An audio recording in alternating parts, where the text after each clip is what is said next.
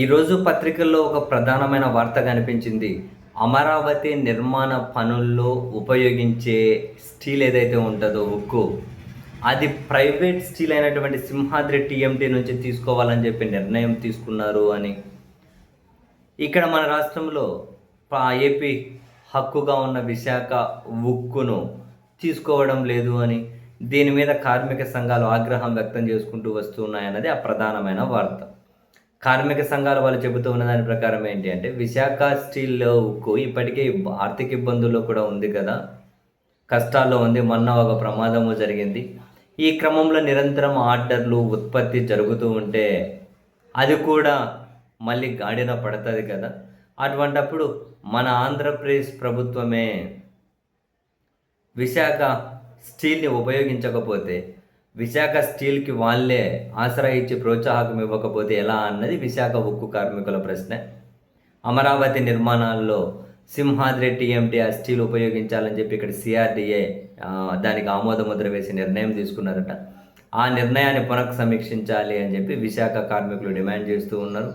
And వాళ్ళు మీడియాతో మాట్లాడుతూ కూడా చెబుతూ ఉన్నారు, గత ప్రభుత్వమైన కనీసం ఇప్పుడు చాలా ప్రభుత్వం చేపట్టిన కాంట్రాక్టుల్లో, ప్రభుత్వ పనుల్లో విశాఖ ఉక్కునే వాడే విధంగా అగ్రిమెంట్లు కూడా కుదుర్చుకున్నారు అని, గత ప్రభుత్వం పెద్ద ఎత్తున చేపట్టినటువంటి ఇళ్ల నిర్మాణం లాంటివి ఏవైతే ఉన్నాయో దానికోసం విశాఖ ఉక్కు ఉపయోగించుకునే విధంగా గృహ నిర్మాణ శాఖ నేరుగానే మాతో కాంట్రాక్టులు కుదుర్చుకున్నారు అని, ఆ విధమైన సహకారం ప్రభుత్వం నుంచి కావాలి అని చెప్పి విశాఖ ఉక్కు కార్మికులు ఆ సంఘాల నేతలు డిమాండ్ చేస్తూ ఉన్నారు.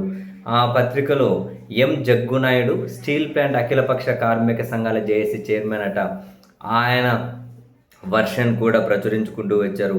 సొంత ప్లాంట్ను కాదని సింహాద్రి టీఎంటీ వంటి ప్రైవేట్ సంస్థల ఉక్కును వాడడం వెనక భారీ ముడుపులు చేతులు మారాయన్న అనుమానం ఉంది అని, చంద్రబాబు ప్రభుత్వం తీసుకునే ఈ నిర్ణయం ఉక్కు కర్మాగారాన్ని నాశనం చేసే కుట్రలాగా అనిపిస్తుందని, రాజధాని అమరావతి నిర్మాణాలతో పాటు రాష్ట్ర ప్రభుత్వ ప్రాజెక్టులకు కేవలం విశాఖ ఉక్కును మాత్రమే వినియోగించాలని, అమరావతిలో స్టీల్ ప్లాంట్ యాడ్ కోసం 10 ఎకరాలు మాకు స్థలాన్ని కేటాయించాలని చెప్పి ఆయన డిమాండ్ చేస్తూ ఉన్నారని ఆయన వర్షన్ కూడా.